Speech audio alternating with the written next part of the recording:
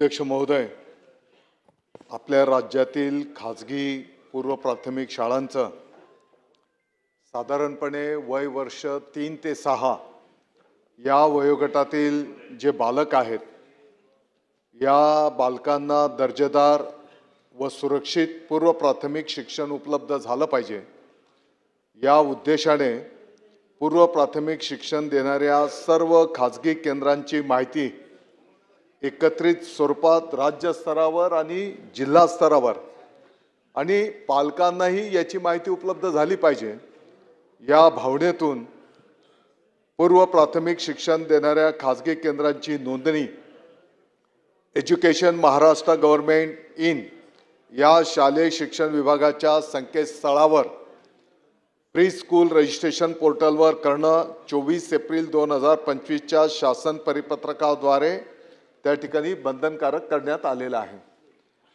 अध्यक्ष महोदय, पूर्व प्राथमिक शिक्षण संस्थांच्या विषयी प्राथमिक माहिती उदाहरणार्थ ती कोणत्या जागेवर आहे, किती वर्ग खोल्या आहेत, त्याचं व्यवस्थापन कोण आहे, विद्यार्थ्यांची संख्या किती आहे, त्या शाळेमध्ये पायाभूत सुविधा काय आहेत, ज्याच्यामध्ये आपण शाळेची इमारत, क्रीडांगण, स्वच्छतागृह, पिण्याच्या पाण्याची सोय, CCTV आणि शिक्षक आणि इतर कर्मचारी वर्ग याविषयी पण माहिती पुरवणं या ठिकाणी अपेक्षित आहे।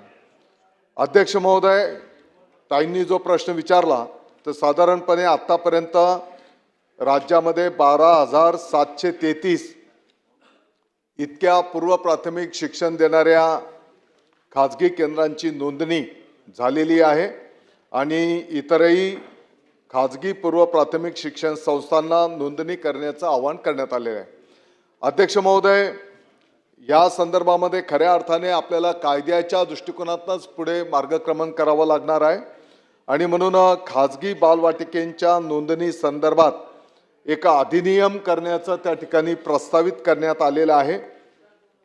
या अधिनियमाचा मुख्य उद्देश राज्यातील सर्व खाजगी बालवाटिकांची अनिवार्य नोंदणी, त्याच्यामध्ये नियमन व गुणवत्ता सुनिश्चित करणे हे असणार आहे आणि या अधिनियमाच्या अंतर्गत बालवाटिकांच्या नोंदणीसाठी सक्षम प्राधिकरणाची नेमणूक त्या ठिकाणी करण्यात येणार आहे आणि ऑनलाईन पोर्टलद्वारे याची सर्व खाजगी पूर्व प्राथमिक शाळांनी त्या पोर्टलवर त्यांची नोंदणी करणं त्या ठिकाणी अपेक्षित आहे आणि 3 वर्षाच्या नंतर त्याचं नूतनीकरण त्या ठिकाणी अपेक्षित आहे।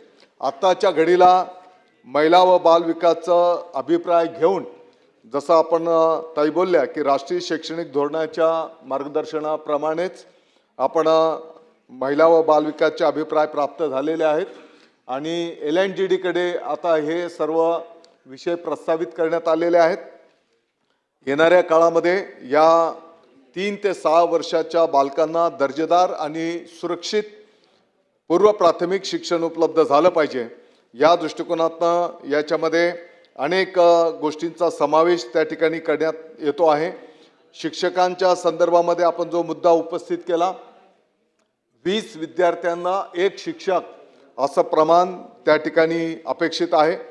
बाल केंद्रित अभ्यासक्रम त्या ठिकाणी असला पाहिजे, त्या ठिकाणी लहान बालकांना खेळणी आणि आनंददायी शिक्षण साहित्य उपलब्ध असलं पाहिजे आणि हे बालक सुरक्षित आणि बालस्नेही पायाभूत सुविधा या ठिकाणी अपेक्षित आहेत।